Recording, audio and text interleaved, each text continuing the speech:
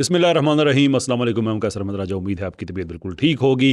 23 सवाल मैंने अवैस इकबाल और किसी भी और मुल्क की तरफ मैंने भेजे थे, जिसका अवैस इकबाल साहब ने मैं ये कह के आपको मिसलीड नहीं करूँगा, जवाब दिया है। मैं ये कहूँगा कि एक वीडियो बनाई है जिसमें कहीं कहीं जवाब देने की कोशिश की है, लेकिन चूंकि उसके अंदर इतनी ज़्यादा मिसलीडिंग और वो आएँ बाएँ शाएँ हैं। वैसे मैंने प्रिडिक्ट किया था सोशल मीडिया पे कि इस इंसान ने सिर्फ डिफ्लेक्ट ही करना है, दैट्स ऑल। और ये मैं बात बार बार कहता हूँ कि इल्हाद हो या नज़रिया इर्तका हो, all you have to do is सिर्फ इस पे सवाल उठाना शुरू कर दें। ये बिल्कुल ऐसे पिघलना शुरू हो जाते हैं जैसे धूप में बर्फ़। And here it is. बहरहाल, अब चूंकि उन्होंने एक वीडियो बनाई है तो वीडियो का जवाब तो वीडियो में ही दिया जा सकता है। मेरी वीडियो आज थोड़ी लंबी हो जाएगी, इसलिए कि मैं कॉन्टेक्स्ट का ख्याल करते हुए कोशिश करता हूँ कि जिस चीज़ पे बात करूँ उसका एक हवाला मैं ज़रूर दिखा दूँ, विच मीन्स कि मुझे उनके वीडियो दिखानी पड़ेगी और फिर उस पर जो मेरा तबसरा है तो बेयर विद अस, थोड़ी सी लंबी हो जाएगी। लेकिन ये वीडियो आपके इस सिर्फ जो वक्त है उसके लिए नहीं है, बल्कि ये लंबे अरसे तक पब्लिक रिकॉर्ड का हिस्सा रहना है। इसमें से क्लिप्स निकलने हैं, इसको तहरीर की सूरत में बाद में लोगों ने चेंज करना है, तो ये ज़रूरी है कि ये इतना तफसीली जवाब दिया जाए। अगरचे आधा से ज़्यादा टाइम जो है वो गालबन उनकी अपनी जो वीडियो है वही ले लेगी। सो हियर इट गोस, जो उनका पहला सवाल है। इल्हाद का दावा है कि हर चीज मादी है, मेटेरियलिस्टिक है, आपका जिस्म एटॉमिक लेवल पर एग्जिस्ट करता है। लेकिन हकीकत यह है कि आपको गुस्सा भी आता है, खुशी भी होती है, फिक्र भी होती है, आपके अंदर फहम भी है, दानिश भी है। क्या आप दुनिया को यह यकीन दिलाना चाहते हैं कि आपके एटम्स की कन्फिग्रेशन इस तरह से हुई है कि आज ये तमाम इमोशंस आपके अंदर पाए जाते हैं? तो ये राजा साहब ने सवाल किया था। तो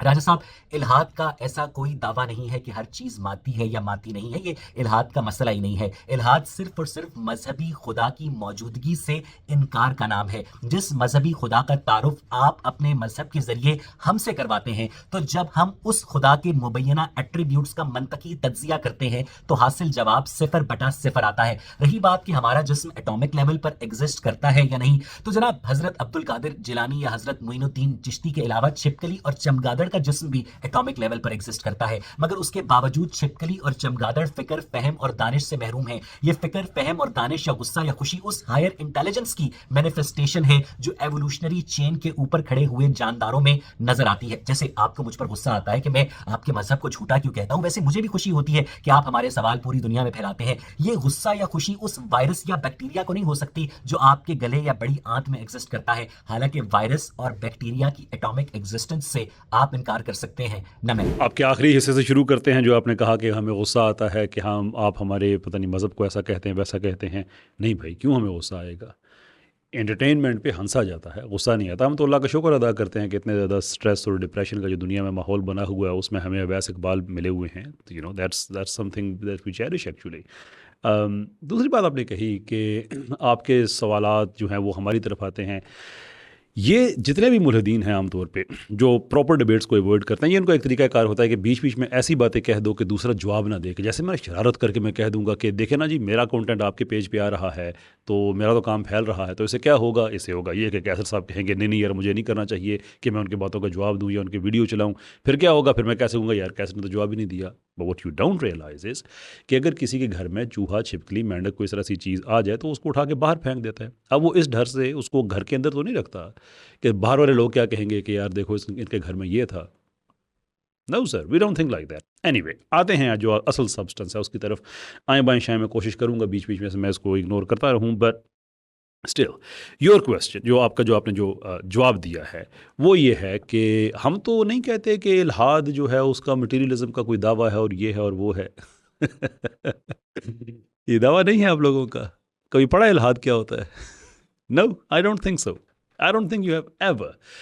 इल्हाद को नाइलिज्म, एग्जिस्टेंशियलिज्म, मटीरियलिज्म, इन सारी चीज़ों और नंबर ऑफ अदरिज्म्स, इनकी बैसाखी की ज़रूरत होती है, वरना तो हमारा आपसे कोई डिसएग्रीमेंट ही नहीं।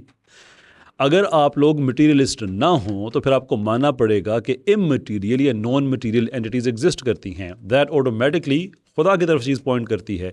लेकिन चूंकि आपके नज़दीक वो नहीं हो सकता, therefore it has to be कि हर चीज़ की जो रिडक्शन है वो मैटर पे हो। इसको रिडक्शनिज्म भी कहते हैं, मटीरियलिज्म भी कहते हैं, साइंटिफिक रिडक्शनिज्म भी कहते हैं, एंड सो फोर्थ। ये आप ही का नज़रिया है, कभी पढ़ लिया करें इसको। बाकी आपने ये कहा कि छिपकली वगैरह जो है उनकी तो वो भी मैटर के ही बने हुए हैं, लेकिन उनमें तो फ़हम शऊर वगैरह नहीं। किसने कहा नहीं होता भाई? भाई इंसानी शऊर एक और चीज़ है, इसका मतलब ये तो नहीं है कि छिपकली को अपने छह बुरे का ही नहीं पता। उसका मतलब ये तो नहीं है कि अवैस इकबाल साहब को भी बैठे हुए हों और कुछ छिपकली आके उनकी गोद में उनको अपना समझ के बैठना शुरू कर दे। वो अवॉइड करेगी, जैसे सारे इंसानों को अवॉइड करती है, क्योंकि उसके अंदर इतना सेंस है। वो जो सेंस है ना, वो मटीरियल नहीं है। ये आपने जवाब देना था कि how do you justify that.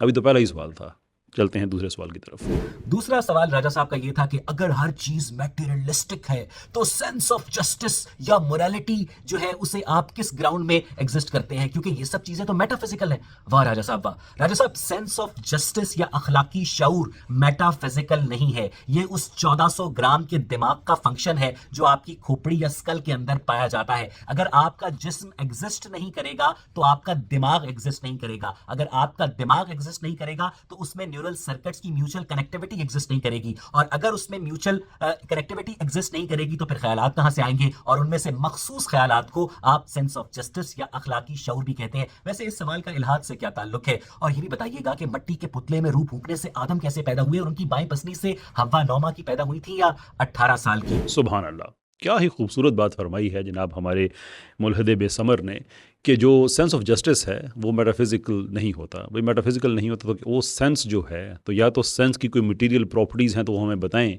It's simply not good enough कि आप ये कह दें कि वो चूँकि दिमाग है देयरफॉर सेंस ऑफ जस्टिस है। एक इमटेरियल चीज़ होती है, एक मटेरियल चीज़ होती है। What we don't understand is कि एक इमटेरियल चीज़ मटेरियल चीज़ पे कैसे असरअंदाज होती है। मिसाल के तौर पे इंटेंशनैलिटी, कि मेरा हाथ यहाँ पे है, मैं इरादा करता हूँ कि मेरा हाथ यहाँ से यहाँ चला जाए। ये जो मैंने इरादा किया है इसकी कोई मटेरियल प्रॉपर्टी नहीं है। This is the question you need to understand, जो आपको समझ नहीं आ रहा। बहरहाल जो सेंस ऑफ जस्टिस की मैंने बात की थी कि वो मेटाफिजिकल एंटिटी है, आपने उसकी कोई मटेरियल बतानी है। ना सिर्फ ये कि उसकी मटेरियल प्रॉपर्टी बतानी है, क्योंकि आप इल्हादी हैं, आप मटेरियलिस्ट हैं। नंबर 2 ये कि आपने ये बताना है कि सेंस ऑफ जस्टिस क्यों होना चाहिए। That is another important question. और ये जो आपने खूबसूरत बात फरमाई ना कि दिमाग से सोचें आती हैं, कोई नुकसान नहीं होगा, थोड़ा सा पढ़ लें, कोई फ़र्क नहीं पड़ेगा। शायद जिन किताबों को आप पढ़ेंगे उन किताबों के मुसन्निफ़ीन ये समझे कि उनका वक्त ज़ाया हो रहा है, लेकिन so far as your concern that be fine. इसलिए कि हमें नहीं पता कि नेचर ऑफ थॉट क्या होती है। कोई 2,500-3 हज़ार साल से ये बहस चली आ रही है। हमारे दिमाग के अंदर न्यूरॉन्स होते हैं, right. You need to understand something. एक आदमी खुश होगा, उसके जो दिमाग के पाथवेज हैं उनके अंदर सर्टन इलेक्ट्रिकल एक्टिविटी होगी, कुछ हिस्से उसके चमक आएंगे, कुछ नहीं चमकेंगे। But then you do the MRI, और MRI करने के बाद आप वही पेपर, वो जो रिज़ल्ट है वो किसी आदमी को दें, या उस आदमी को दें जो खुश था, तो उसे कहो कि बताओ इसमें से खुशी कहाँ पे है, तो वो आपको सिर्फ बताएगा कि न्यूरॉन्स की चमक है। खुशी is a feeling, feeling is immaterial. This is where materialism fails. यार वाकई आप इतने सादे हैं, सवाल ही समझ नहीं आ रहा आपको। आगे बढ़ते हैं। तीसरा सवाल यह है कि इंसानी शऊर या कॉन्शियसनेस बजाते खुद एक मेटाफिजिकल चीज है, ना ही हमारे पास कोई इर्तकाई वजाहत या सबूत है कि कभी हमारा इंसानी शऊर इर्तका पजीर हुआ। तो अपने शऊर को आप किस तरह से जस्टिफाई करेंगे या उसकी वजाहत करेंगे। वैसे राजा साहब, आपका सवाल नंबर 3 आपके सवाल नंबर 2 की रीफ्रेजिंग है। सवाल नंबर 2 में जिसे आप सेंस ऑफ जस्टिस या अखलाकी शऊर कह रहे हैं, सवाल नंबर 3 में उसे आप कॉन्शियसनेस कह रहे हैं। और ये जो कॉन्शियसनेस है कोई मेटाफिजिकल फिनोमिना नहीं, बल्कि उसी 1400 ग्राम के फिजिकल दिमाग की मैनिफेस्टेशन है। और वैसे इस सवाल का इल्हाद से क्या ताल्लुक है। No my dear, no. Sense of justice का होना और जस्टिस की डिमांड करना, या इन अदर वर्ड्स शऊर का होना और जस्टिस की डिमांड करना, ये दो अलग-अलग चीज़ें हैं।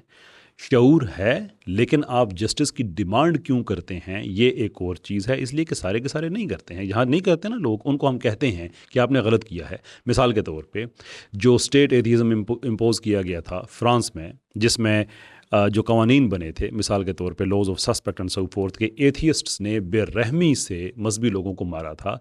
या उसके बाद जो USSR वालों ने किया, वो लोग भी एथियस्ट थे, उन लोगों ने क्रिश्चियंस को और मुसलमानों को बेरहमी से कत्ल किया। मिलियंस के हिसाब से उन्होंने बंदे मार दिए, मस्जिदें चर्चे सारा कुछ ख़त्म कर दिया। शऊर उनमें था, लेकिन उनमें सेंस ऑफ जो जस्टिस की डिमांड थी वो नहीं थी। लेकिन हम उनको क्यों गलत कहते हैं? इसलिए कि बाय डिफ़ॉल्ट हम में जो डिमांड है जस्टिस की वो अपनी जगह पे मौजूद है, और जस्टिस हमारा नुकसान करती है।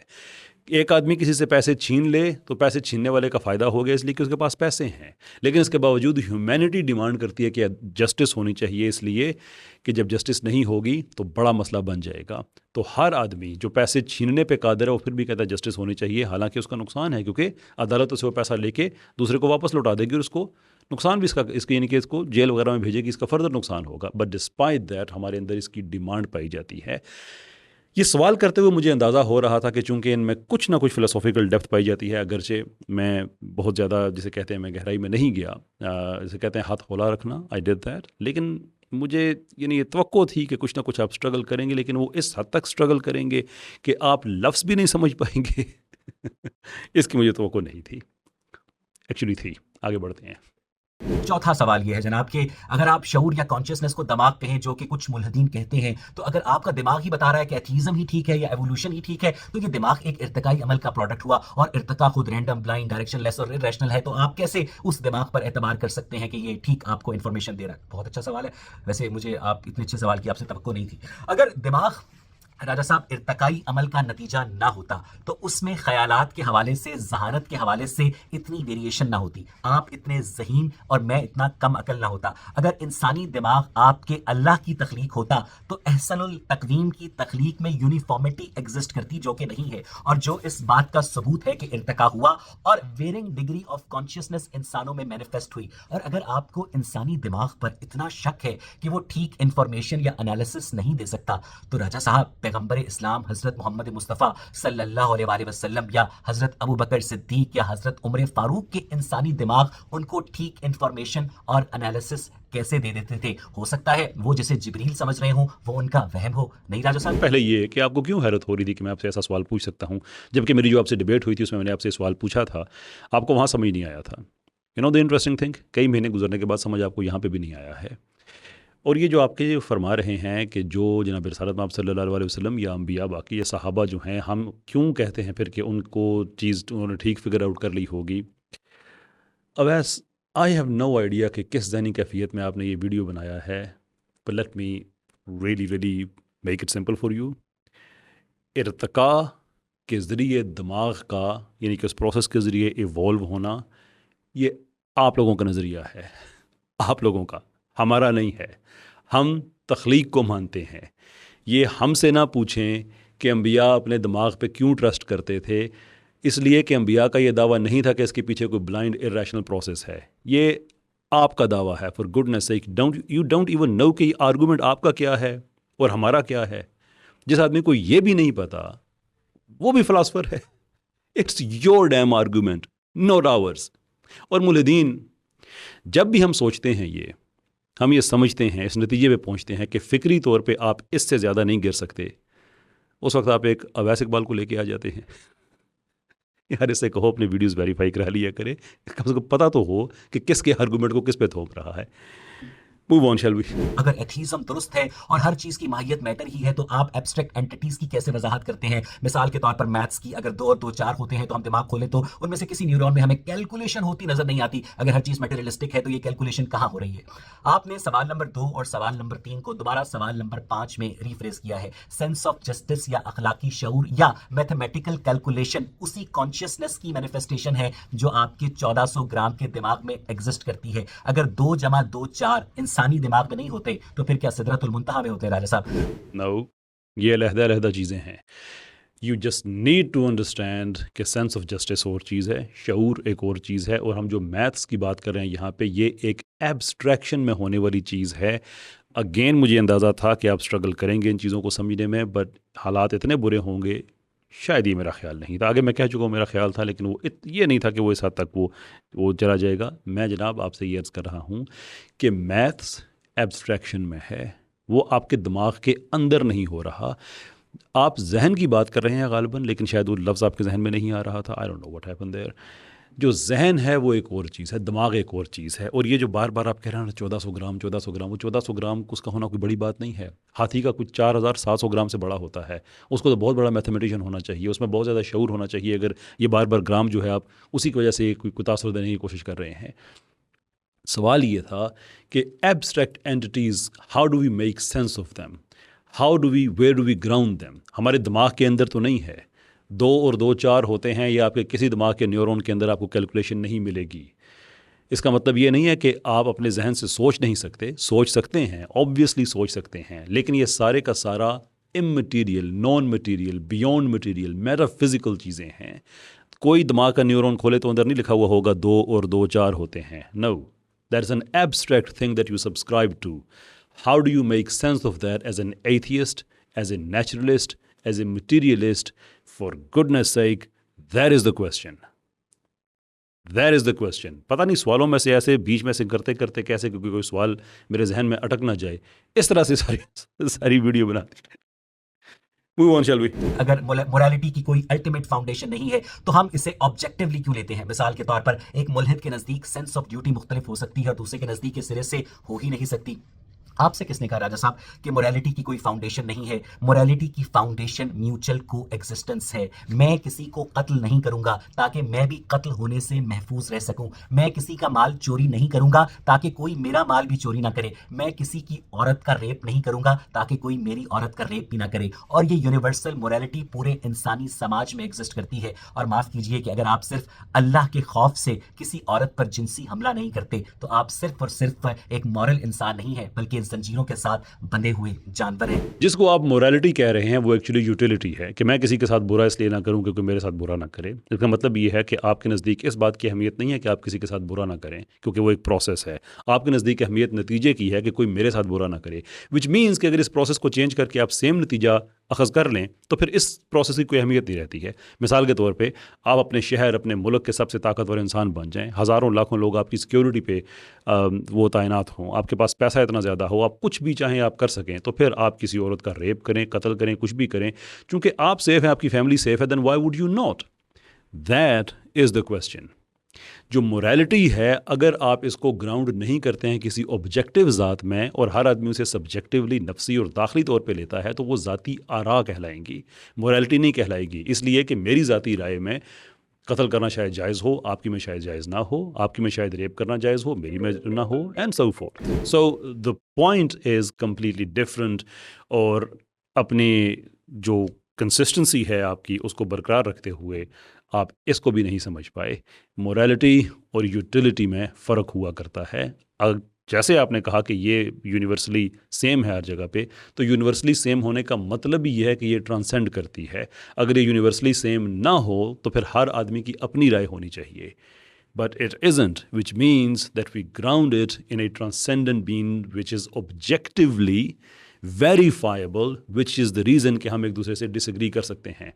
अगर वो ऑब्जेक्टिव ना हो, ट्रांसेंडेंट ना हो, तो मैं आप किस चीज़ पे डिसएग्री करेंगे? आपकी अपनी राय, मेरी अपनी राय, आपका अपना लाइफस्टाइल, मेरा अपना लाइफस्टाइल। सवाल नंबर 7 ये था कि हमारी कायनात में मैस और एनर्जी की तकसीम इतनी पेचीदा है कि उसकी प्रोबेबिलिटी 10 रेज़ टू पावर 123 है। क्या आप वाकई समझते हैं कि ये एक हादसा है? वैसे जिस साइंसदान ने राजा साहब आपको ये स्टैटिस्टिकल प्रोबेबिलिटी बताई है, उसका इस्लामी नाम मुझे ज़रूर बताइएगा। बर्टन रसल ने अपनी किताब why I am not Christian में आपकी इस बात का जवाब दिया है कि अगर आप लूडो खेलते हुए डाइस का दाना फेंके और 6 आए तो वो एक इत्तफाक है, दूसरी मरतबा भी 6 आए तो वो भी एक इत्तफाक हो सकता है, लेकिन अगर हर मरतबा 6 आए तो वो एक डिजाइन होता है। 93 अरब लाइट ईयर्स के ऊपर फैलती हुई कायनात, जिसके अंदर एक लाइट ईयर 9 ट्रिलियन किलोमीटर के बराबर है। अगर सिर्फ और सिर्फ आपको सैयारा जमीन पर ज़हीन जिंदगी का या इंटेलिजेंट लाइफ का सुराग मिलता है तो इसका मतलब तो हादसा हो सकता है, इसका मतलब इंटेलिजेंट डिजाइन नहीं हो सकता। बर्टन रसल की बात सिर्फ इसलिए मान लेना कि वो बर्टन रसल था और शायद वो गोरा था। गोरा कॉम्प्लेक्स की मैनिफेस्टेशन हो सकती है, कॉमन सेंस नहीं हो सकता। बर्टन रसल तो सोलोप्सिस्ट भी था, कल आप सोलोसिज्म को भी ठीक मान लें। रियली ये आर्गूमेंट है आपका। खैर मैं अब आपको दो चीज़ें बताता हूँ। एक ये कि बर्टन रसल ने यहाँ पे गलती क्या की है। By the way I respect the man, लेकिन इस वजह से नहीं कि वो मेरा कोई फिक्री तौर पे आका मौला है। जो अच्छी बात है वो अच्छी बात है, जो गलत बात है वो गलत बात है। यह क्या गलत है? इसमें गलत ये है कि वो एक वन ऑफ इवेंट को एक कंटिन्यूस प्रोसेस के साथ उसको नथी कर रहा है। इसको कहा जाता है फॉल्स इक्विवेलेंस।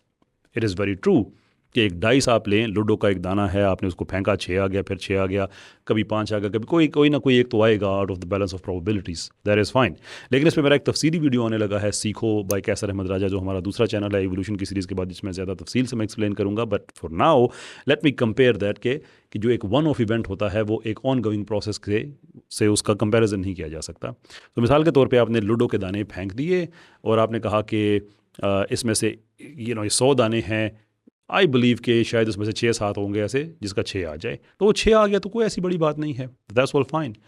पर हाउ अबाउट दिस कि अगर आप एक घर बनाते हैं तो वो घर कोई अब एक सिंगल इवेंट नहीं है, बल्कि वो एक लंबे ऑन गोइंग प्रोसेस के बाद बना है। उसकी बुनियादें बनाई गई हैं, उसकी में फिर दीवारें हुई हैं, कितनी ईंटें लगेंगी, कितना सीमेंट होगा, कहाँ कहाँ पे आपने इलेक्ट्रिसिटी के कॉन्डुइट्स छोड़ने हैं, पाइप्स के कॉन्डुइट्स छोड़ने हैं, मैथमेटिकल कैलकुलेशन हो रही है। अब आप ये कहें कि रैंडमली सारा ये जितना भी मसाला था, रेत थी, ये थी, ऐसे हवा में फेंक दिया और हर चीज़ तरतीब के साथ लगती गई, देयरफॉर कायनात भी बन सकती है।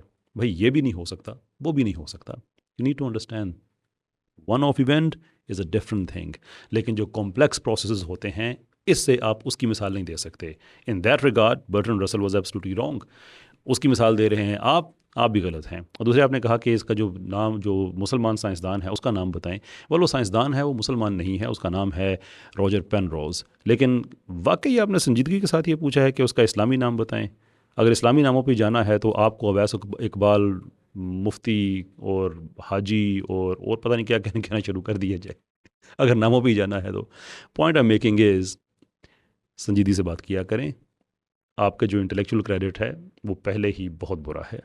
Let's move on. फिर राजा साहब ने सवाल नंबर 8 ये दागा कि अगर पिछले सवाल का जवाब हादसा है तो कायनात में इतना नज़्मो ज़ब्त क्यों है। मिसाल के तौर पर रिपल्सिव और अट्रैक्टिव फोर्सेस के दरमियान ये जो सारी वेरिएशन होती है सब एटॉमिक लेवल पर, शायद वो ये कहना चाह रहे थे सुपरनोवा जो एग्जिस्ट करते हैं। वैसे सुपरनोवा होना कोई नज़्मो ज़ब्त की निशानी नहीं है, वो स्टार का फटना होता है। क्या अरबों सालों से अरबों हादसात हो रहे हैं और आज उन हादसात का नतीजा आप हैं। ये खूबसूरत कायनात, ये हमारा इकोसिस्टम, क्या ये रैशनैलिटी है? ये राजा साहब का सवाल नंबर 8 है। बिल्कुल ठीक कह रहे हैं आप राजा साहब, काफी नज़्मो ज़ब्त नजर आता है हमें कायनात के अंदर। जलजला जो है सिर्फ अल्लाह भला करे आपका मंगल को आता है, हरिकेन उनके लिए मखसूस है कि वो सिर्फ और सिर्फ बुध को आते हैं। जंगलों में आग जो है, वाइल्ड फायर सिर्फ जुमेरात को लगती है, वबाएं सिर्फ जुमे को फूटती हैं और अर्थ के ऊपर जितनी भी मैस एक्सटिंक्शंस हुई हैं वो सारी की सारी हफ्ते वाले दिन हुई हैं। सैलाब सिर्फ इतवार को आते हैं, टॉर्नेडो सिर्फ सोमवार को आते हैं। ये सारी कुदरती आफात जो हैं इनको आप किस खालिक के खाते में डालेंगे? अगर आपको अपने एक फर्जी खालिक की सन्नाई नजर आती है तो उसी फर्जी खालिक के खाते में ये डिस्ट्रक्शन आप क्यों नहीं डालते? इस तरह की बातें करने के बाद ये कहते हैं कि शायद हमें गुस्सा आता हो, जबकि हम कहते हैं कि यही तो हमारी एंटरटेनमेंट है। The man doesn't even understand कि ये आर्गूमेंट इनके अपने खिलाफ जा रहा है, इसलिए कि जो यूनिवर्स के लॉज हैं उनको इनवेरिबली परमानेंट होने का दावा उनका, ये आपका है, ये हमारा नहीं है। और अगर वो हर जगह पे यकसा तौर पे नाफिजुल अमल होते तो फिर वाकई ही बारिश हमेशा हफ्ते को होनी चाहिए थी। यस, जलजला हमेशा मंगल को आना चाहिए था, but it doesn't work like this. Why do you think that might be the case? अगर वो सारे के सारे लॉज नेचुरल हैं, उनके पीछे कोई डिवाइन पावर नहीं है, जैसे यूनिवर्स बन गई है और वो लॉज हर जगह पे एप्लीकेबल हो गए हैं, जो कि आप लोगों का दावा है, फिर तो ऐसा ही होना चाहिए था। बट यू ऑल्सो नो कि मेरा ये आर्गूमेंट नहीं था। मेरा आर्गूमेंट ये था कि इस यूनिवर्स को चलाने के लिए हमें एक सर्टन सेट ऑफ लॉज की ज़रूरत है जिसके अंदर कंसिस्टेंसी पाई जाती है। वो कंसिस्टेंसी आपने उसका जवाब देना है कि वो कहाँ से है। अब दो ही ऑप्शन हैं आपके पास, एक तो ये है, बल्कि तीन ऑप्शंस हैं कि जो लॉज ऑफ फिज़िक्स हैं ये नेसेसरी हैं, कंटिंजेंट नहीं है। ये लग़व बात है, ये तो नहीं हो सकता। ऑब्वियसली कि लॉज ऑफ फिज़िक्स एग्जिस्ट करेंगे तो यूनिवर्स के साथ ही करेंगे, देयरफॉर उनकी कंटिंजेंसी यूनिवर्स पे होगी, नेसेसिटी आउट ऑफ वे चली जाती है। तीसरा ऑप्शन ये है कि ये लॉज खुद ब खुद अदम से वजूद में आ गए, या ये खुद को ही अदम से वजूद में लेके आ गए। That could be another possibility. और तीसरी पॉसिबिलिटी है कि इनके पीछे कोई ना कोई लॉ गिवर है। You take the pick. लेकिन अगर आप ये समझते हैं कि नहीं, ये सारा का सारा रैंडम ही है, तो उसका फिर सबूत आपने देना है, इसलिए कि ये दावे आप लोगों के हैं। Moving on. फिर राजा साहब ने सवाल नंबर 9 किया कि अगर पिछले सवाल का जवाब रैशनैलिटी है तो हम इसे रैशनैलिटी क्यों कहें? अगर आप चांसिज्म पर खड़े हैं, आपको रैशनलिस्ट की जगह चांसिस्ट क्यों ना कहा जाए? ये राजा साहब का सवाल नंबर 8 था। तो राजा साहब, बात यह है कि जिन कुदरती आफात का मैंने पिछले जवाब में जिक्र किया, अगर वो आपके नजदीक आपके परफेक्ट क्रिएटर की परफेक्ट क्रिएशन की मैनिफेस्टेशन है, तो फिर मैं आपकी परफेक्ट क्रिएशन की या परफेक्ट क्रिएटर की तारीफ समझने से कासिर हूं। अगर कुदरती आफात की मौजूदगी कायनाती नज़्मो ज़ब्त की नफी करती है तो फिर आप मुझे रैशनलिस्ट कहें ना चांसिस्ट, बल्कि खाकसार को अगर आपने गालियां देनी ही हैं तो उन गालियों के अलावा आप मुझे नेचुरलिस्ट कहकर याद कर लिया करें तो मैं हाजिर हो जाऊंगा। नहीं यार, मैं गाली क्यों दूँ? गाली का म्यार क्या है, इतना गिर गया है अब। मैं आपको नेचुरलिस्ट नहीं कहूँगा। Let me explain. जो आपने कहा पहले, जो फरमा रहे थे ना आप, दोबारा से जो रिपीट कर रहे थे कि वो पता नहीं बारिशें होती, जलजले होते हैं, ये होते हैं, वो होते हैं। Here is a thing, gravity universe के अंदर पाई जाती है। सितारे एक दूसरे को खींचते हैं, सियारे खींचते हैं, सेलेस्टियल बॉडीज़ हैं, स्पेस टाइम का कर्वेचर है। It's well defined, we can see is there cosmological constant, and now wherever the shortcoming is, उसको हम डार्क एनर्जी, डार्क मैटर से फिल करने की कोशिश करते हैं। It's all there. लेकिन पता है होना क्या चाहिए था? होना ये चाहिए था कि गिवन द फैक्ट कि हर चीज़ दूसरे पे डिपेंड कर रही है, अगर कहीं पे एनॉमली होती है तो सारी की सारी कायनात को ख़त्म हो जाना चाहिए था। This is the argument. लेकिन अगर कहीं किसी पूरी गैलेक्सी के फटने के बाद भी यूनिवर्स एज अ होल जो उसके प्रोसेस हैं उस पर फ़र्क नहीं पड़ता, तो इसका मतलब ये है कि इसको रेगुलेट इस तरह से किया गया है कि कहीं एक जगह पे इस तरह का डैमेज होने से दूसरी जगह के प्रोसेस पे फ़र्क ना पड़े। That sounds very intelligently design thing. Otherwise random accident होता तो एक जगह से उसको करते, बाकी हर चीज़ खुद ही उसके लपेट में आ जाती, आइदर वो एक्सप्लोड कर जाती या वो इम्प्लोड कर जाती, वन वे और दी अदर। और फिर जो आपने एक चीज़ फरमाई कि मुझे नेचुरलिस्ट कहा जाए, वेल कह देते हैं, कोई मसला नहीं है। सिर्फ आपने एक चीज़ बतानी है कि ये जो नेचर है जिस पे आप यकीन रखते हैं, क्या ये इंटेलिजेंट है, ख़ुद फैसले करती है, या ये ब्लाइंड है और इसके अंदर महज हादसे ही होते हैं। अगर तो ये इंटेलिजेंट है तो फिर हमें इसकी इंटेलिजेंस का सोर्स बता दें। वैसे आपने डिबेट में बड़ी ज़बरदस्त बातें कही थी इस हवाले से, लेकिन वो नेचुरल सिलेक्शन के हवाले से थी ना, तो उसका सोर्स बता दें। और अगर आप ये कहते हैं कि नहीं नेचर के अंदर हादसे ही होते हैं, तो फिर हम आपको चांसेस ही कहेंगे ना, और क्या कहेंगे। सवाल नंबर 10 ये किया कि अगर हर जिंदगी के शुरू होने के लिए प्रोटीन्स चाहिए तो प्रोटीन्स तो एक सेट ऑफ इंस्ट्रक्शंस के ऊपर बनते हैं। अब ये मालूमात डीएनए से आरएनए में जाती है, आरएनए में इनकी वेरिफिकेशन होती है, वो राइबोसोम में जाती है जिनमें प्रोटीन जन्म लेता है। अब डीएनए जो कोडॉन्स जनरेट करता है, अब अगर उसके पीछे कोई इंटेलिजेंस नहीं है या इंटेलिजेंट डिजाइन नहीं है तो ये सब इतनी सन्नाई आपको कैसे नजर आती है? ये सब मालूमात डीएनए के पास कहां से आती हैं? तो राजा साहब आप तो खुद जो है प्रोसेस ऑफ एवोल्यूशन को अफर्म कर रहे हैं और उसको अपने एक फर्जी खुदा को एट्रीब्यूट कर रहे हैं। अगर आपके नजदीक ये इंटेलिजेंस डिजाइन नहीं है, अगर आपके नजदीक एक इंटेलिजेंट डिजाइन है और ये नेचुरल सिलेक्शन नहीं है, तो फिर आप अपनी इस रिसर्च को पब्लिश करके अनकरीब स्वीडन के अंदर जो नोबेल प्राइज की सेरेमनी है उसमें अपना नोबेल इनाम क्यों नहीं हासिल कर लेते? वैसे ये जो आपने जिन सेट ऑफ इंस्ट्रक्शंस का जिक्र किया है, ये प्रोटीन्स को सेट ऑफ इंस्ट्रक्शंस आपका अल्लाह देता है और फिर प्रोटीन्स अल्लाह मियां की बात मानने से इनकार करके हीमोफीलिया, थैलेसीमिया, कैंसर, एड्स और दीगर बीमारियों के ऐसे सेल जनरेट करती हैं कि आप लाख हुवल शाफी पढ़ें, चूल्हा जो है सिर्फ और सिर्फ गोरकन के घर का जलता है। As you have seen consistently कि एक सवाल भी ऐसा नहीं है जिसका जवाब दिया हो, और यहाँ पे भी एग्जैक्टली वही आए बाएं शाएं करके इधर उधर से निकलने की कोशिश की, लेकिन असी है गया ना। पहला हिस्सा जो उन्होंने फरमाया कि आप तो इवोल्यूशन को ठीक साबित कर रहे हैं। अगर आपने मेरा सवाल सुना हो तो मैंने आपसे कहा था कि मैं अगरचे इस चीज़ को नहीं मानता, लेकिन आप लोगों का ये दावा है। नाउ बाय दैट मीन मैं ये नहीं कहता कि डीएनए से जो इन्फॉर्मेशन है वो आरएनए में नहीं जाती, या आरएनए से राइबोसोम में नहीं जाती, या वहाँ पे प्रोटीन्स नहीं बनते। मैं ये नहीं कहता।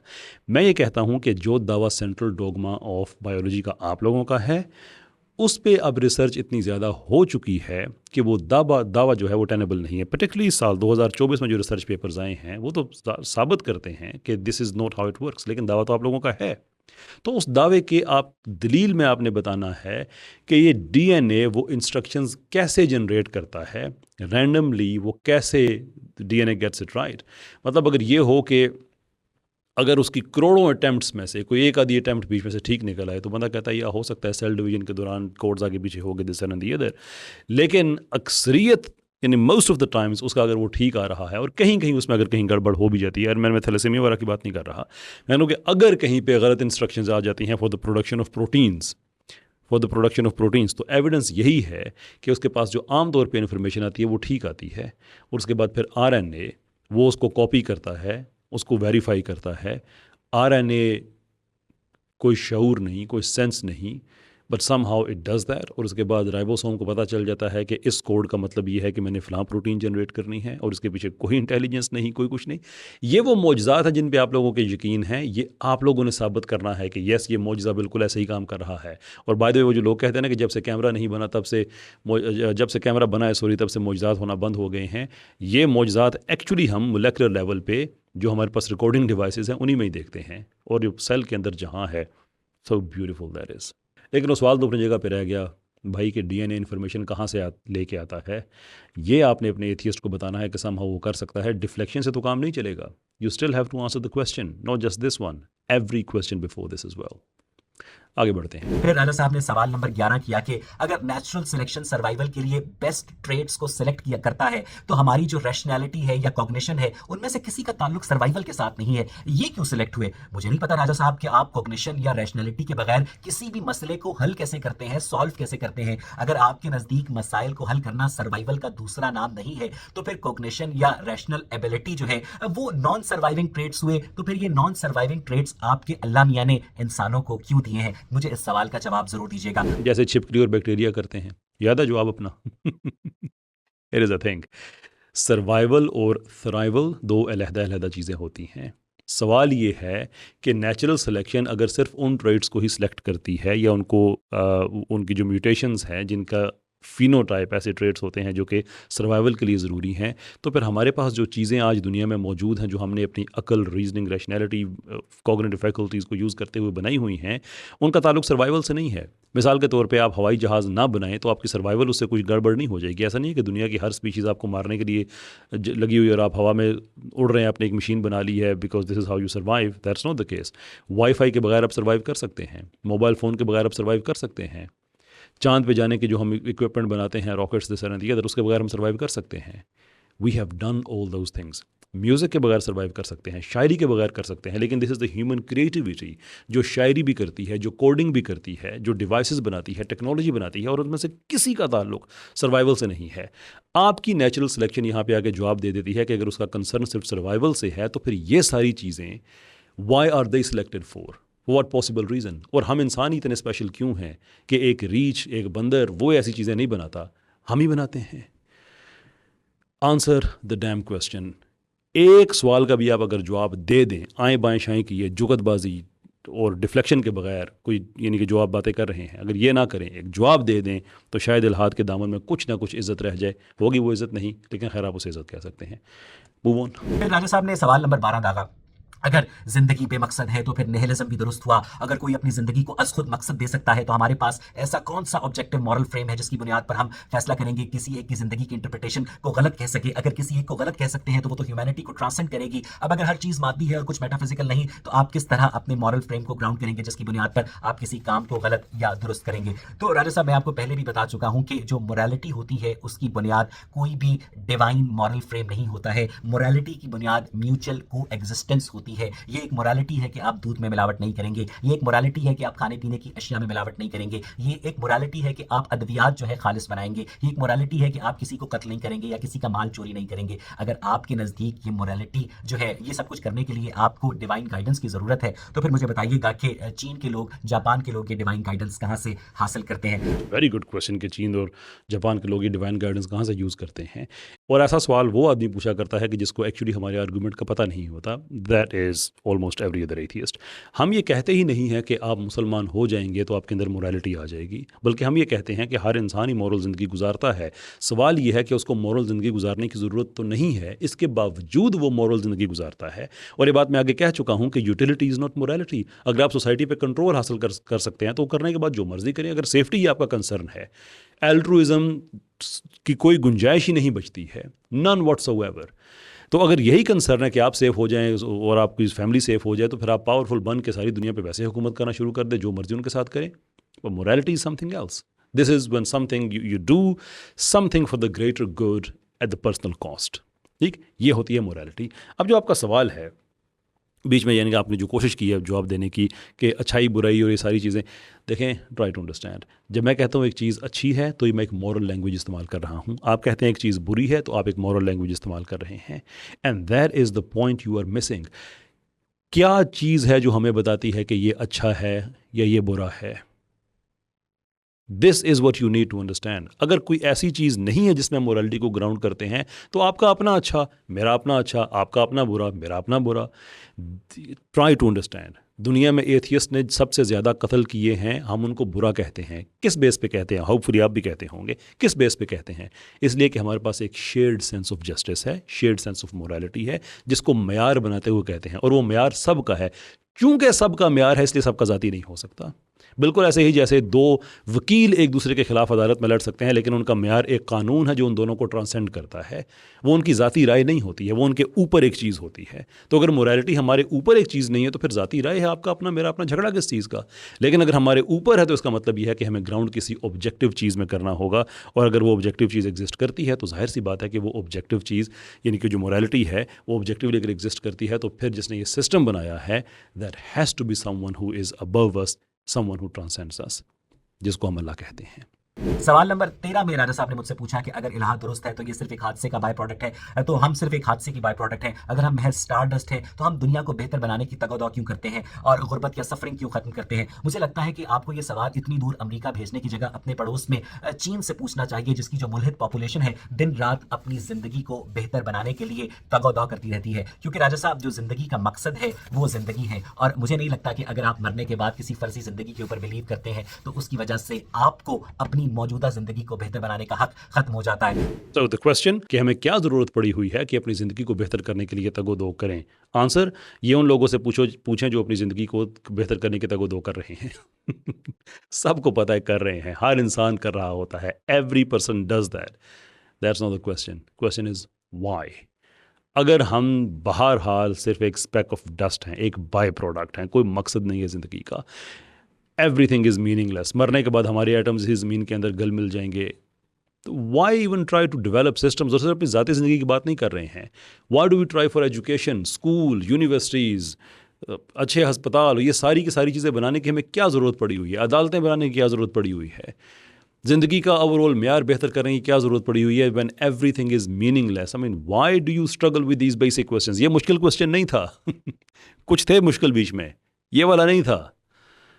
और थोड़ा भला हो जाए, मूव ऑन। फिर राजा साहब ने सवाल नंबर 14 किया कि अगर हम गोश्त पोस्ट के बने हुए रिपोर्ट्स हैं और अगर हम इंसान का जीनोमिक मैप लें और वैसे ही उसको रीस्ट्रक्चर कर दें तो क्या वो इंसान उठकर चलना फिरना शुरू कर देगा। तो राजा साहब, मुझे वैसे आपसे ऑनेस्टली इस सवाल की तवक्को नहीं थी। ये मेडिकल साइंस की ही देन है कि आज से 100 साल पहले जिस इंसान की औसत उम्र 36 बरस थी, आज उसकी उम्र 76 बरस हो चुकी है। और लाइफ की डेफिनेशन ही ये है कि by definition life has to come to an end. और अगर मेडिकल साइंस के ऊपर आप ये इल्ज़ाम लगाते हैं कि चूंकि मेडिकल साइंस एक मुर्दे को जिंदा नहीं कर सकती, इस वजह से मेरा खुदा दुरुस्त है, तो मुझे ये बताइएगा कि आपका खुदा तो किसी की कटी हुई टांग नहीं उगा सकता, किसी का कटा हुआ हाथ नहीं उगा सकता, वो किसी मुर्दे को खाक जिंदा करेगा। आज से 100 साल पहले, यानी कि 1924 में एवरेज जो लाइफ स्पैन था वो 36 बरस था। वाकई मुझे लगता है ये साइंस की देन नहीं है, ये उस इल्हादी फ़िक्र की देन है जो इल्हाद के बाद अदम में चली जाती है। खैर, सवाल क्या था? डू यू रियलाइज क्वेश्चन क्या था? अगर एक आदमी का पूरा जीनोमिक मैप दोबारा से रिक्रिएट किया जाए in the actual order, would the life emerge? That is the question. And if the answer is no, how do you explain कि दूसरा जिंदा है? रूहानी तौर पे नहीं, मेटाफिजिकली नहीं, रिलीजियस प्रेमिसेस पे नहीं, इल्हादी प्रेमिसेस पे, मटीरियलिस्टिक प्रेमिसेस पे। That is the question. नहीं समझ आया? कोई बात नहीं, पूछ लेना चाहिए था। अब भी नहीं आया, फिर पूछ लीजिएगा। लेकिन उसका तरीका ये नहीं होता कि 100 साल पहले लोगों की एवरेज एज 36 साल कर दे, इसलिए कि मुझे जवाब ना देना पड़ जाए। Question still outstanding like every other question. राजा साहब ने सवाल नंबर 15 किया कि क्या वाकई सिर्फ मादा था और अचानक उसमें शऊर आ गया। नहीं राजा साहब, पहले शऊर जो था वो आसमानों पर तैर रहा था और फिर अल्लाह ताला ने उसके गिर्द जो है वो खोपड़ी बना दी और फिर उसके नतीजे में आज आपकी खोपड़ी के अंदर शऊर पाया जाता है। और सवाल का जवाब कहाँ पे है? जुगत। ये देसी मुल्हिदीन दुनिया का वो फारग तरीन तबका है कि जिन्होंने इल्हाद, इर्तिका, सेकुलरिज्म, ये जुगतबाजी से साबित करना है। और पता है स्ट्रगल क्यों हो रही है हमारे मुल्हिद बेसमर को? तालीम की कमी है। इल्हाद को भी नहीं पढ़ा हुआ, फ़लसफ़ा नहीं पढ़ा हुआ। And it's just not just him, ये जितने भी हैं, जब भी इनसे सवाल करो आगे से आए बाएँ शाएँ करके, नहीं वो मैटर ये कर रहा था, वो कर रहा था। Let me repeat the question. In your opinion कोई खालक नहीं है। इट हैज़ टू मीन कि जो मैटर है वो ख़ुद को वजूद में लेके आया और फिर उसके अंदर शऊर आ गया। Explain that thing for goodness sake. फिर ये साहब कहते हैं हमें गुस्सा आता है। आप हमारा मनोरंजन है, सिर्फ आपको पता नहीं है।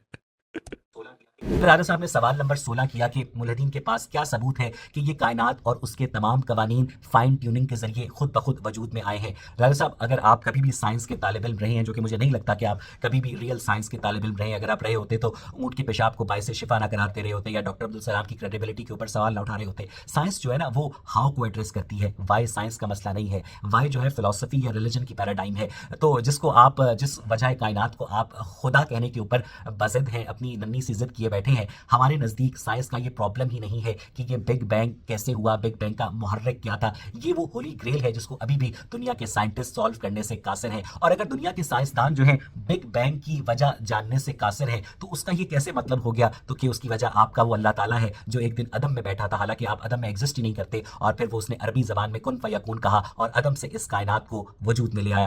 आपने कभी साइंस नहीं पढ़ी, अगर पढ़ी होती तो आप अब्दुल को ना कहते।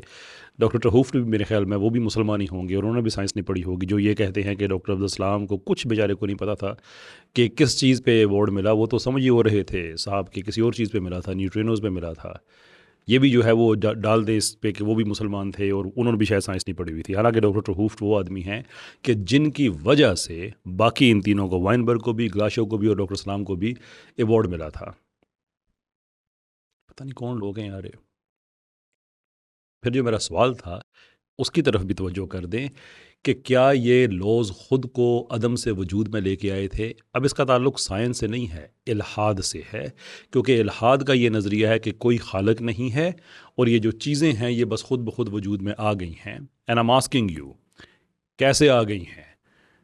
मैंने साइंस का सवाल पूछना हो, आप यकीन करें मैं अवैस इकबाल से नहीं पूछूंगा।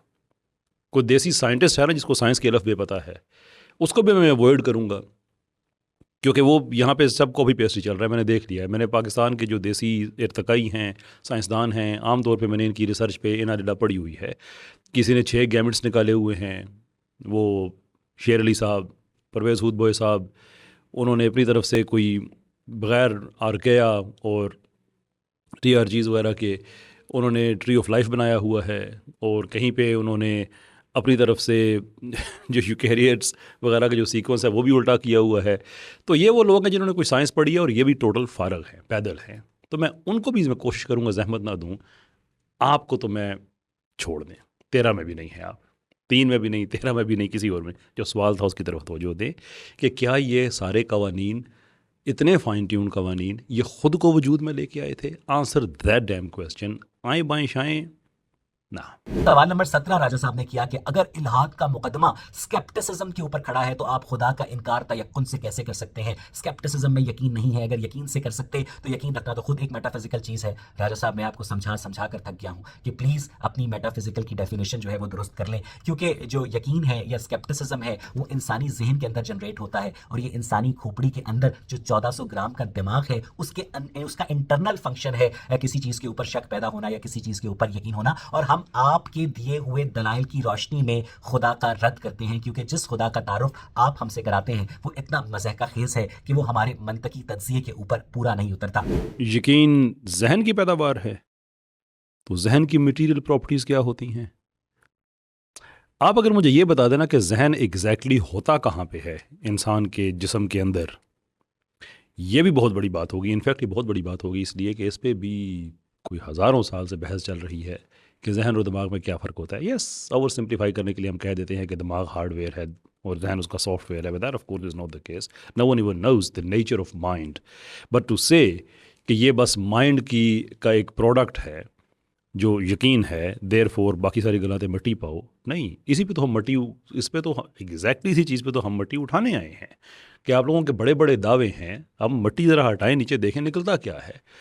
तो ये जो यकीन और ये बाकी जितनी बातें आप करते हैं ना, अगेन जो क्वेश्चन था वो ये था कि आप तो स्केप्टिक्स हैं, स्केप्टिसिज्म की बेस पे आप दावा कैसे कर सकते हैं? आप ये कह सकते हैं कि इस पे इनफ डाउट है और उस डाउट की फिर आपने वजह बतानी होगी, उस डाउट की अपनी एपिस्टेमोलॉजिकल फाउंडेशन क्या है, that is something you have to explain. लेकिन अगर आप उस जहमत में नहीं जाना चाहते तो फिर आप ये दावा नहीं कर सकते, ये यकीन आप में नहीं आ सकता। That is the question. उसका जवाब ये है कि जो यकीन है वो जहन की पैदावार है। जहन कहाँ होता है, उसकी मटीरियल प्रॉपर्टीज़ क्या होती हैं? राजा साहब ने सवाल नंबर 18 ये किया कि अरबों सालों में बायोजेनेसिस से बेजान मादे से जिंदगी का वजूद में आ जाना सिर्फ एक बार मुमकिन हुआ है। आप लोग उसे मिलर यूरी एक्सपेरिमेंट जैसे तजुर्बात का बताकर लोगों को मिसगाइड करते हैं। अगर बेजान मादे से जिंदगी वजूद में आ सकती है तो इसका क्या सबूत है, और अगर नहीं आ सकती तो आपका दावा धरे का धरा रह जाता है। वैसे मिलर यूरी एक्सपेरिमेंट मेरे शहर शिकागो यूनिवर्सिटी में ही हुआ था, और अगर आप मिलर यूरी एक्सपेरिमेंट को गलत साबित कर दें और लोगों को बताएं कि बेजान मादे से जिंदगी वजूद में नहीं आ सकती बल्कि मट्टी के पुतले के अंदर रूह फूंकने से जिंदगी वजूद में आ सकती है तो लोगों के फिर तख्लीक के मसाइल जो हैं हल हो जाएंगे। मुझे यकीन है कि आप अनकरीब इंसानियत की ये खिदमत भी करेंगे। वैसे इकबाल साहब ने फरमाया कि मिलर यूडी एक्सपेरिमेंट मेरे शहर, इतना उन्होंने कहा तो मैं हैरान रह गया कि ये तजर्बा पतों में हुआ था, मुझे पता ही नहीं चला। पता नहीं सर, शिकागो, पता ना थॉट शिकागो कब से इनका शहर हो गया।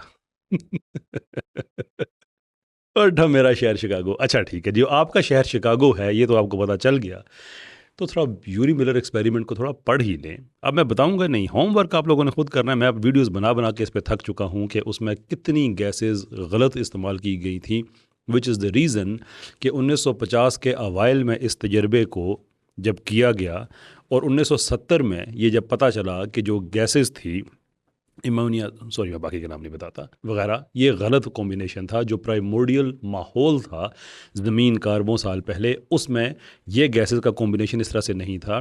तो इसको फिर 1980s में दोबारा से रिपीट किया गया, और जब दोबारा से रिपीट किया गया तो उस वक्त फिर जो हमारे जो अमीनो एसिड्स थे वो वाले नहीं बने जिससे ज़िंदगी वजूद में आ सकती हो। पर there is a deeper problem कि अगर अमीनो एसिड्स वगैरह बन भी जाएँ, that is a hardware. Life is not a hardware, life software है। उसके अंदर ज़िंदगी कहाँ से आई? सवाल ये है। ना मिलर यूडी एक्सपेरिमेंट का पता, ना ये पता कि उसमें गैसेस गलत थी, और सिर्फ इनको नहीं, ये हूद भाई साहब को भी नहीं पता, वो भी आज तक गलत ही पढ़ा रहे हैं उसको। अपने ब्लैक होल में भी लेक्चर दे रहे होते हैं भी, और पता नहीं कहाँ बता रहे होते हैं कि ये तजर्बा। यार पता नहीं इन लोगों का साइंस के साथ क्यों वो ताल्लुक़ है जो फ़लस्तीन का इसराइल के साथ है। ये खुद को पढ़े लिखे कहते हैं, ये कहते हैं हम साइंस के ज़रिए ये कर देंगे। For goodness sake, you don't even know कि एक डिस्क्रेडिटेड एक्सपेरिमेंट है। और अगर मैंने उसका नाम ले ही लिया था तो इंसान में कुछ शर्म होनी चाहिए ना इंटेलेक्चुअली, कि मैं जाके पढ़ लूँ, मैं कोई चीज़ गलत ना कह दूँ। फिर कहते हैं हमें गुस्सा आता है। डज इट लुक लाइक हमें गुस्सा आता है? आपको नहीं पता तो कितना बड़ा मनोरंजन हो। सवाल नंबर 19 ये किया कि अगर हर चीज़ मटेरियलिस्टिक है तो इस जहान में फ्री विल की क्या अहमियत है? अगर फ्री विल की कोई अहमियत नहीं है तो लफ्ज़ जुर्म क्यों इस्तेमाल करते हैं? क्योंकि उसने जो किया वो दिमागी कीमियाई इम्बैलेंस की वजह से किया, और अगर उसने जुर्म किया ही फ्री विल थी तो क्या ये खुद एक मेटाफिजिकल तसव्वुर नहीं है?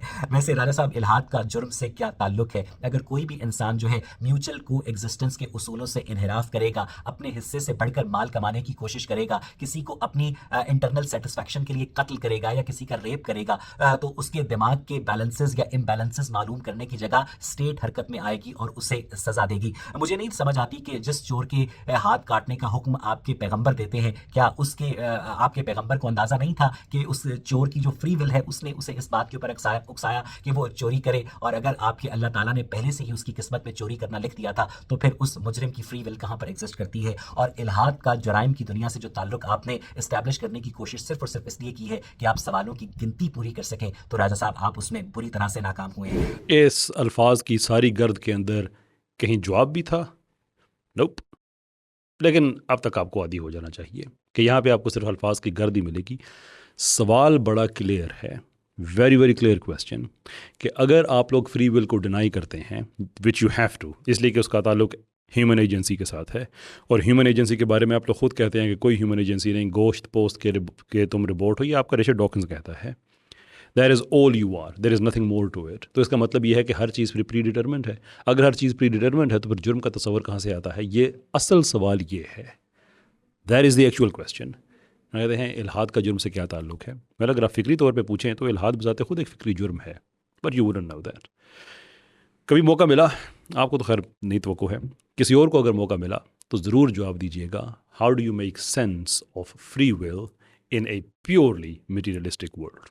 राजा साहब ने 20वां सवाल ये दागा कि अगर कैम्ब्रियन एक्सप्लोजन के बाद हमें खून के इर्तिका का पता चलता है तो वो कौन सा डिलीवरी मैकेनिज्म था? मिसाल के तौर पर आर्टरीज या वेन्स अगर नहीं थी तो वो कौन सा इंफ्रास्ट्रक्चर था कि खून डिलीवर होता होगा? और अगर आर्टरीज और वेन्स पहले से नहीं थी मगर खून नहीं था तो कौन सा ऐसा सिलेक्शन प्रेशर था जिसकी वजह से वजूद में आ गई? आगे पीछे खून था ही नहीं, अगर ये दोनों बैक वक्त वजूद में आई थी तो हर जानदार करोड़ों जानदारों में इकट्ठी हुई, तो क्या ये एक हादसा था? राजा साहब, कम अज कम इस तरह के मज़ाक़ा खेज सवालात करने से पहले आप अपने साइंटिफिक फैक्ट्स दुरुस्त कर लें। जो ब्लड वेस्कुलर सिस्टम है वो वो 600 मिलियन ईयर्स पहले यानी 60 करोड़ साल पहले ट्रिप्लोब्लास्ट्स के अंदर मार्स वजूद में आया, और जो कैम्ब्रियन एक्सप्लोजन है उसके 6 करोड़ साल के बाद 1 करोड़ साल के 1 करोड़ के अंदर 100 लाख होते हैं, ठीक है।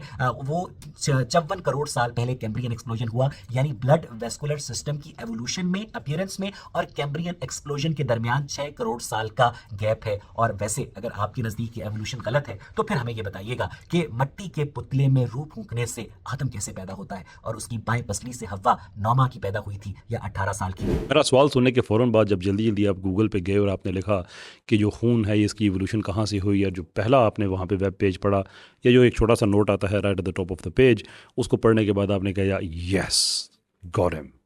लेकिन अगर पूरा पढ़ लेते ना तो आपको पता चलता कि वहाँ पे ट्रिप्लोब्लास्ट नहीं, उनके भी एंसेस्टर्स की बात हो रही है। यही होता है, जल्दी का काम चले छोड़ें। ये एक साइंसी हाइपोथेसिस है कि जो ट्रिप्लोब्लास्ट्स हैं उनके आबाओ अजदाद, उनके अंदर ये सिस्टम इवॉल्व होना शुरू हुआ। Then there is another one कि उनसे भी शायद पहले, प्रॉबेबली उनसे भी कोई फॉर एग्जांपल कोई अरब साल तक की भी बात जाती है कि इतने पीछे भी हमें कुछ ना कुछ ऐसा मिलता है, कुछ वॉर्म्स वगैरह ऐसे हैं कि जिसके अंदर कुछ ना कुछ हमें खून की सर्कुलेशन मिलती है। But then there are other scientist who believe कि नहीं, इसकी जो असल इवोल्यूशन है वो हुई है कैम्ब्रियन एक्सप्लोजन के दौरान या उन जानदारों में। ये मेरा मसला नहीं है कि आप लोगों के बयान आपस में नहीं मिलते हैं, इवोल्यूशनरी साइंसदानों के आमतौर पर नहीं मिलते हैं। इनफैक्ट जो बड़े लेवल के साइंटिस्ट हैं, रिसर्चर्स हैं, वही कहते हैं कि इवोल्यूशन में सबका अपना अपना साइंटिफिक पैराडाइम है। वो मेरा मजमून नहीं है कि आप लोगों के बयान एक दूसरे के साथ क्यों नहीं मिलते हैं। मेरा जो सवाल है, जो आप टोटली गोल कर गए, मैं दोबारा से रिकॉर्ड पे रखता हूँ कि अगर खून और खून यानी कि जो उसका पूरा इंफ्रास्ट्रक्चर है, आर्टरीज हैं, वेन्स एंड सो फोर्थ हैं, इनकी इवोल्यूशन की कोई ज़रूरत नहीं थी, इसलिए कि इनके कोई सिलेक्शन प्रेशर नहीं था। और अगर खून पहले इवॉल्व हुआ इनके बाद तो फिर डिलीवरी मैकेनिज्म क्या होता था। और अगर ये दोनों इकट्ठे इवॉल्व हुए हैं तो अक्रॉस द स्पेक्ट्रम ये सब में इवोल्यूशन एक्सीडेंटल किस तरह से ऐसी म्यूटेशंस आ गई जिनको एक्सीडेंटली नेचर ने सेलेक्ट किया, प्रिजर्व किया बगैर किसी प्लानिंग के, प्योर एक्सीडेंट्स। और ये इतने बड़े तादाद में ये एक्सीडेंट्स एक ही वक्त में हो गए मोर और लेस। इवोल्यूशन में तो जो डीप टाइम है उसके अंदर अगर आप 30-40 मिलियन साल की बात भी करें तो वो भी बिल्कुल एक पलक झपकने के बराबर टाइम होता है। डीप टाइम के अंदर उसकी कोई अहमियत नहीं होती है। तो अगर इतना टाइम भी अगर लग गया होगा तो ये कैसे हुआ कि म्यूटेशंस एक्सीडेंटली ऐसी आती रहीं और नेचर बगैर किसी प्लानिंग के उनको सेलेक्ट करती रही। सवाल ये था, let me say that once more कि आपको पता चल जाए कि सवाल क्या था। ये सवाल था, ट्राई एंड आंसर दैट। फिर राजा साहब ने सवाल नंबर 21 ये दागा कि यूजेनिक्स की मूवमेंट जो कि डार्विनिज्म पर बेस्ड थी, उसने हजारों इंसानों का कत्लेआम किया। जो लोग जिसका कुछ लोगों को इन्फीरियर समझते थे, उनकी नस्लों को आगे बढ़ाना बुरा समझा जाता था। उसके बाद हिटलर ने भी इसे इंडोर्स किया। तो क्या हम इसे गलत समझते हैं? हमारे पास सेंस ऑफ जस्टिस है, मगर मुल्हिदीन के लिए तो हर चीज़ मादी है। आप किस बुनियाद पर उसे बुरा कहते हैं? वैसे बनु कुरैज़ा के 900 मासूम लोगों को कत्लेआम करने वालों के जो पैरोकार हैं वो अगर कत्ल के बारे में सवाल उठाते हैं तो बड़े मज़ाक़ा खेज़ लगते हैं। बनु कुरैज़ा के कत्लेआम के बाद, उसको जस्टिफाई करने के बाद कम से कम आपके मुंह से ये बात जचती नहीं है। और जो मुल्हिदीन है वो इस तरह के किसी भी कत्लेआम को म्यूचुअल को एग्जिस्टेंस की बुनियाद के ऊपर बुरा कहते हैं कि तमाम इंसानों को प्लेनेट अर्थ के ऊपर सरवाइव करने का पूरा हक हासिल है। सब किया, तेरे वादे पे एतबार किया, तमाम रात क़यामत का इंतज़ार किया। ये गज़ब किया कि ये एतबार कर लिया कि अवैस इकबाल ने कहीं जवाब भी देने, और जवाब कहाँ है इस बात का। रही बात बनु कुरैज़ा की, तो अगर आप यूट्यूब पे ये वीडियो देख रहे हैं तो इसकी डिस्क्रिप्शन में आपको एक लिंक मिल जाएगा जिसमें बनु कुरैज़ा पे मेरा पूरा एक छोटा सा लेक्चर है, लेकिन जामे लेक्चर है कि जिसमें जितनी भी गलतफहमी वो सारी दूर कर दी हैं। But you were suppose to be better than us. अगर आपको बनु कुरैज़ा का नहीं पता और आप उस इवेंट को मुकम्मल तौर पर गलत समझते हैं, तो हम कहें यूजेनिक्स, आप कहें बनु कुरैज़ा, तो हम तो और आप बराबर निकल आए। आप हमसे बेहतर कैसे हो गए? ये सवाल का जवाब है। दिस इज़ बेसिकली ये सवाल का जवाब दे रहे हैं आप। फिर दूसरी बात यह है कि जब आपने कह दिया कि हम इसे इस बुनियाद पे गलत समझते हैं कि प्लैनेट अर्थ पे सब को बराबर पता नहीं ज़िंदा रहने का हक है एंड सो फोर्थ, जो करने वाले थे वो इसको गलत समझ के नहीं कर रहे थे, वो इसको ठीक समझ के कर रहे थे। क्वेश्चन ये है कि आप ये कहते हैं कि एज एन एथियस्ट आप उसे गलत समझ रहे हैं, वो एज एन एथियस्ट उसको ठीक समझ रहे हैं। How would you convince each other? कोई ऐसा डॉक्यूमेंट, कोई ऐसी अंडरस्टैंडिंग, कोई ऐसा ऑब्जेक्टिव फ्रेम ऑफ रेफरेंस, कोई ऐसा ऑब्जेक्टिव फ्रेमवर्क जिसको आप बुनियाद बना के कह सके कि ये ठीक हुआ था, ये गलत हुआ था। अगर ऐसा नहीं है तो जो उन्होंने किया बिल्कुल ठीक किया। आप इसे कह रहे हैं गलत है, आपके लिए गलत होगा। तो सवाल मेरा ये है कि without the existence of God how do you exactly know कि वो गलत था, जबकि उनके नज़दीक वो गलत नहीं था। हाँ, आप उनसे पूछें तो शायद वो प्रोसेस को कह दे कि वो गलत था, लेकिन मैं आपसे ये नहीं जानना चाह रहा कि आप उसको थियोलॉजिकली कैसे जस्टिफाई करते हैं। मैं आपसे पूछता हूँ कि आप उसको एथियस्टिकली कैसे जस्टिफाई करते हैं। उनका सही, आपका गलत। How do we exactly know कि दोनों में से कौन ठीक कह रहा है? सवाल नंबर 22 ये किया कि एक सैयारे को एग्जिस्टेंस के लिए 50 से ज़्यादा रिक्वायरमेंट्स दरकार होती हैं। अगर चांद हमसे ज़रा दूर होता या करीब होता, ज़मीन का सरकमफ्रेंस ज़्यादा होता, तो इंटेलिजेंट लाइफ अपीयर ना होती। तो क्या ये हादसा था? तो क्या इस कायनात के अंदर जो करोड़ों अरबों सैयारे जो हैं बगैर किसी इंटेलिजेंट लाइफ के ज़हूर पजीर हुए, बगैर जो है बगैर किसी मकसद के सितारों के गिर्द रिवॉल्व कर रहे हैं, तो उनकी तख्लीक के मुतालिक राजा साहब आप क्या कहेंगे? क्या उनकी तख्लीक जो है वो सिर्फ और सिर्फ एक हादसा है या आपके फर्जी अल्लाह ताला का इंटेलिजेंट डिज़ाइन है? जी, एब्सोल्युटली डिज़ाइन है, but you have to refute the argument. इसलिए कि अगर फ्रॉम द सिंगुलैरिटी यूनिवर्स हर तरफ फैल गई और एक ही तरह से फैलती गई और उसके टेम्परेचर ऐसे हुए और वैसे हुए, दिस तरह दिए, वो सारे का सारा रैंडम था, तो पता क्या होना चाहिए था? फिर ये होना चाहिए था कि हमें जगह जगह गोल्डीलॉक्स का एनवायरनमेंट मिलना चाहिए था। जगह जगह हमें जो यूनिवर्स है उसके अंदर ज़िंदगी मिलनी चाहिए थी, क्योंकि इस तरह के जो हादसे हैं वो तो जगह जगह हो जाने चाहिए थे, लेकिन हुए नहीं। हुआ क्या? सिर्फ एक यूनिवर्स, माफ़ी चाहता हूँ, एक सियारा जिसकी कोई 50 के लगभग रिक्वायरमेंट्स हैं कि वहाँ पे ज़िंदगी के वजूद में आने के लिए क्या क्या चीज़ ज़रूरी है, जिसमें उसका अपना साइज़ है, जिसमें उसका और चाँद का जो डिस्टेंस है, जिसमें उसके आगे सियारे इस तरह से हैं जो उनको अननेसेसरी डेब्री से बचाते हों। ये आपका मुर्शिद, जिसे आप कहते हैं कार्ल सैगन, वो बेवकूफ़ आदमी था जो कहता था कि किसी सियारे को अपनी सर्वाइवल के लिए, इस तरह की जो माहौल है उसके लिए 2 चीज़ों की रिक्वायरमेंट है, लेकिन जैसे जैसे साइंस आगे बढ़ी है उसकी ये बेवकूफ़ी खुल के सामने आ गई है। 2 नहीं, कोई 50 के लगभग हैं और हमारे सियारे में वो हैं। द क्वेश्चन इज़ कि यहाँ पे वो क्यों है? और अगर आप ये कहते हैं कि ये डिज़ाइन नहीं है, ये रैंडम है, तो ये तो इतनी बड़ी कायनात है, जगह जगह ऐसा होना चाहिए था। Why not elsewhere? और अगर आप कहें, ये कहते हैं कि कहीं हो सकता है, तो हो सकता कोई जवाब नहीं है ज़रूर दिखा दीजिए। Why not? राणा साहब ने आखिरी सवाल ये किया जिसका मुझे अभी भी नहीं पता कि नेचुरल सिलेक्शन का इल्हाद से क्या ताल्लुक है, लेकिन चूंकि राजा साहब ने होमवर्क दिया था तो हमने होमवर्क कर दिया है कि जनाब नेचुरल सिलेक्शन क्या होती है, ये इंटेलिजेंट होती है या ब्लाइंड होती है, तजर्बे करके स्पीशीज बनाती है, रैशनल होती है? ये राजा साहब ने सवाल किया। तो राजा साहब, जो नेचुरल सिलेक्शन होती है वो फेवरेबल ट्रेट्स वाले जानदार को इनेबल करती है कि वो कुदरती आफात का बेहतर मुकाबला कर सके, और अनफेवरेबल ट्रेट्स वाले जानदार जो है मादूम हो जाते हैं। ये नेचुरल सिलेक्शन होती है। डोडो जो है मादूम हो चुका है, मेमथ जो है मादूम हो चुका है, पैसेंजर पिजन यानी पैगाम रसानी वाला कबूतर जो है इसी नेचुरल सिलेक्शन की वजह से मादूम हो चुका है। ये ब्लाइंड होती है। अगर ये इंटेलिजेंट होती तो आपके अल्लाह की इतनी खूबसूरत मखलूक़ात को इस ज़मीन के ऊपर एक्सटिंक्ट ना करती। मैसेंजर पिजन, राइट, वो एक्सटिंक्ट हो गया इसलिए कि वो इवोल्व हुआ था कि वो पैगाम रसानी कर सके, कि उसकी सर्वाइवल डिपेंड कर रही थी इस चीज़ पे। खैर, वो इनेबल करती है ऐसे ट्रेड्स को जो सर्वाइवल के लिए ज़रूरी होते हैं। पढ़ लिया करो इस चीज़ को, पढ़ लिया करो। मैंने डिबेट में भी इसीलिए इतनी ज़्यादा ग्रिलिंग की थी कि शायद उसके बाद एक अपॉर्चुनिटी मिले और कुछ पढ़ लिया करें आप, उसको पढ़ के कुछ अपने आप को बेहतर कर लेते।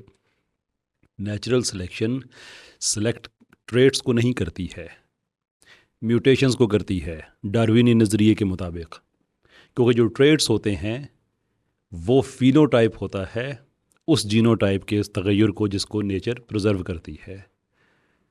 यार, ये मेरे साथ इंसाफ नहीं है कि मैं आपको इल्हाद भी पढ़ाऊँ, आप लोगों को इर्तिका भी पढ़ाऊँ और फिर बताऊँ कि उसमें से गलतियाँ क्या हैं। कुछ खुद भी मेहनत कर लिया करें। और देसी मुल्लिदीन, बाय द वे, ये वो बंदा है जिसने किताबें भी लिखी हुई हैं। आप अंदाज़ा कर लें कि आपके मुसन्निफ़ीन की ये ज़हनी हालत है कि जिस चीज़ को पढ़ाते हैं उसके बारे में ये बेसिक्स भी नहीं पता, ये भी आपके दानश्वर हैं, तो ये इस्लाम के बारे में कितनी सच्ची बातें आपको बताते होंगे, कितनी बताते होंगे।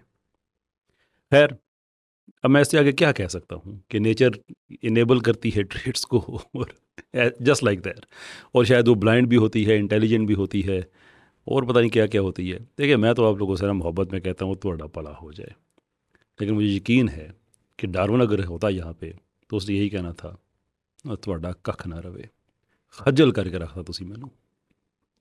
अल्लाह हाफिज़।